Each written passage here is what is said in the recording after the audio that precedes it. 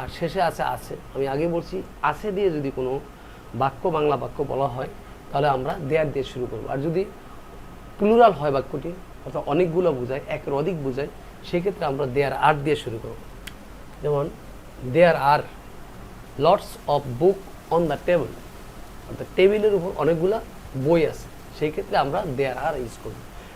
এটা আমরা বুঝতেছি যখন সিঙ্গুলার হবে একটা সাবজেক্টের উপর বা একটা জিনিসের উপর একটা।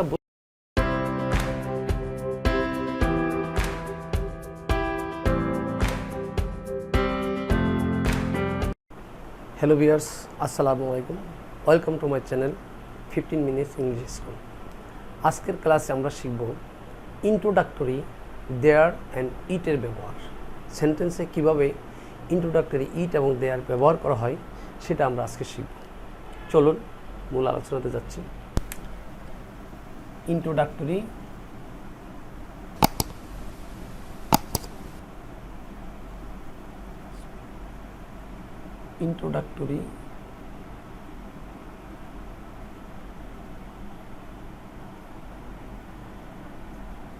there and it. ভিউয়ার্স, অনেক সময় আমরা সেন্টেন্স এমনভাবে বলা হয় যাতে ওটার সাবজেক্টকে ধরা যায় না। একটা বাক্যে একটা কর্তা থাকে, কর্তাটাকে ধরা যায় না। সেই ক্ষেত্রে আমরা ইট এবং দেয়ার ইউজ করব। এবার আসি যে কোন ক্ষেত্রে ইট ব্যবহার করব, কোন ক্ষেত্রে আমরা দেয়ার ব্যবহার করব। যেমন ধরুন বাংলা সেন্টেন্সটা আমি লিখছি, এখন বৃষ্টি হচ্ছে।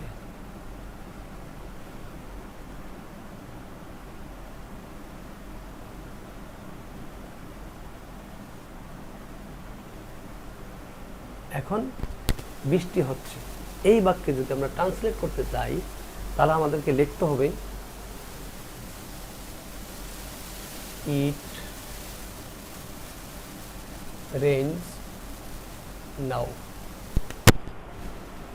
ইট রেইনস নাও, এখন বৃষ্টি হচ্ছে। অথবা ইট ইজ রেইনিং নাও। এক্ষেত্রে এই বাক্যতে এখন বৃষ্টি হচ্ছে, এখানে কোনো সাবজেক্ট ধরা যাচ্ছে না। যেহেতু সাবজেক্টটা উজ্জ্ব আছে সেই ক্ষেত্রে আমরা এই বাক্যে ধরে নিব ইটকে আমরা সাবজেক্টটা ধরে নিব, এই ইটকে আমরা সাবজেক্ট ধরব। এই জন্য এই ইটকে এই বাক্যে বলা হয় ইন্ট্রোডাক্টরি ইট। তাহলে আমরা শিখলাম বাক্যে যখন সাবজেক্টকে ধরা যায় না অথবা কোনো সাবজেক্টকে মেনশন করা যায় না, মেনশন করা হয় না, সেই ক্ষেত্রে আমরা ইটকে ইন্ট্রোডাক্টরি সাবজেক্ট হিসেবে ব্যবহার করব। তখন যেই সাবজেক্টটা ব্যবহার করবো এটা হলো ইন্ট্রোডাক্টরি সাবজেক্ট। এবার আমরা আরেকটা উদাহরণ দেখব, সেটা হলো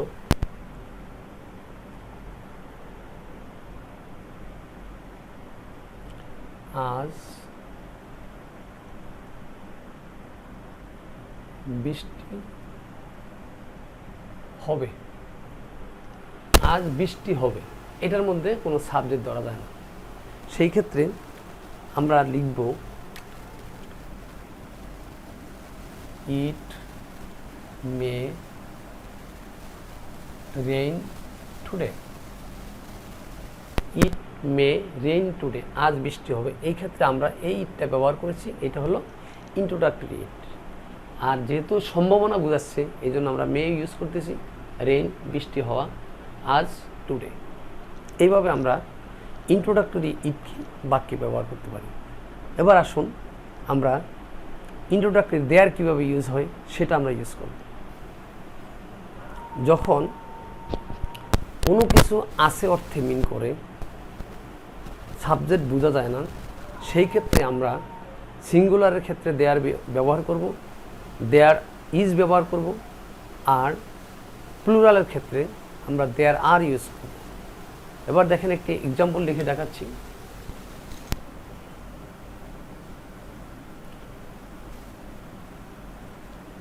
টেবিলের উপর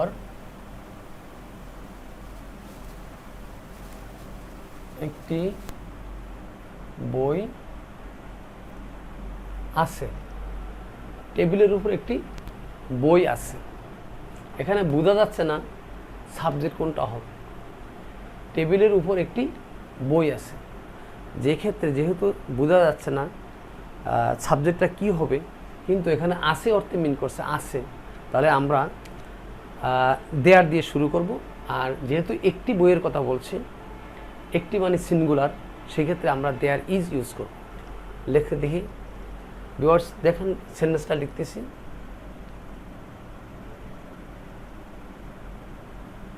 দেয়ার is a book on the table. There is এই দেয়ার ইন্ট্রোডাক্টরি, ইজ হইল যেহেতু আছে অর্থে আমরা সিঙ্গুলার ক্ষেত্রে আমরা এই ভার্বটা ইউজ করব।